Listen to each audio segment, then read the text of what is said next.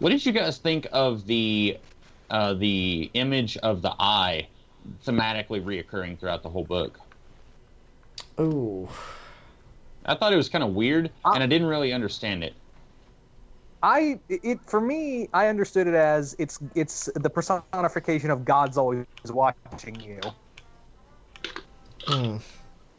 Which maybe you could take that a little further, because in the first Alien movie, like whenever she's trying to crack the computer and it keeps saying like, "Oh, your access denied," and it's almost like the company is watching her through the robot.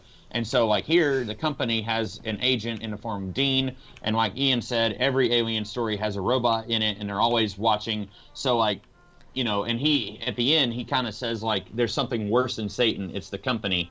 So, like, you could even take it to be like, someone other than God is always watching too. Mm-hmm.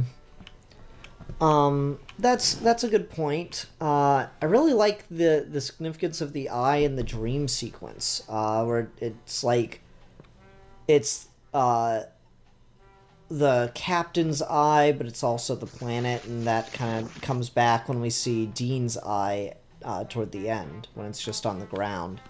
Yeah, you're right. That does become a very recurring visual, and it's unique to see that. And then, of course, when he blows up the ship, he kind of destroys the planet's landmass, and now it looks slightly less like an eye, I guess, maybe? Starts to look more and more deteriorated, so there's... I don't know, I guess I need to think about that more before I could say anything really intelligent about it. That was another thing the show did so well. Sorry to talk more about the show than the characters, but, like, not only the dynamics of the three Eds, but, like, it exaggerated the neighborhood kids. Because when you're a kid, you can only go so far out of town, or out of your neighborhood. So you have school friends that are your friends during the school year, but then you have the kids you're stuck with in the neighborhood, and they're just who you have to hang out with because there's no one else.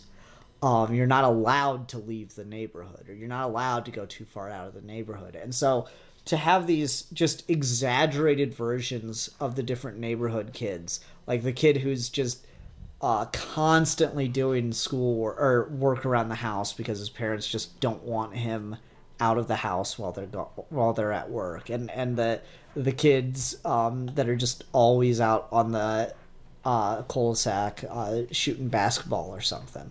Those dynamics work really strong, and it's really fun to see the Eds play off of those and have their own dynamics as well. Eddie's the kid who won't shut up about how cool his brother that went off to college is. Double D rather is doing chores around the house like crazy too. Just shit like that's really, really fascinating in retrospect.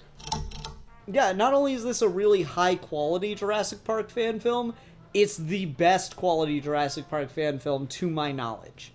So they are head and shoulders above other people making Jurassic Park fan projects. Yeah, I would agree. I think it looks professional, looks really well done. I already mentioned that, it would be side by side with any like lower budgeted sci-fi action film you can find direct on video. And to be honest, like some of the ones I see on like Comet TV today are like lower quality, and this actually I think has the not really well. I like some of the transitions. I think, if I'm mistaken, wasn't there a transition where it looked like someone who's about to get eaten by a dinosaur, and it cuts to the dog biting the squeeze toy? Yeah, we got that. I like that a lot. That's how you kind of make up for your lower budget, is make a well-made film. Like, too many people like really lean too hard on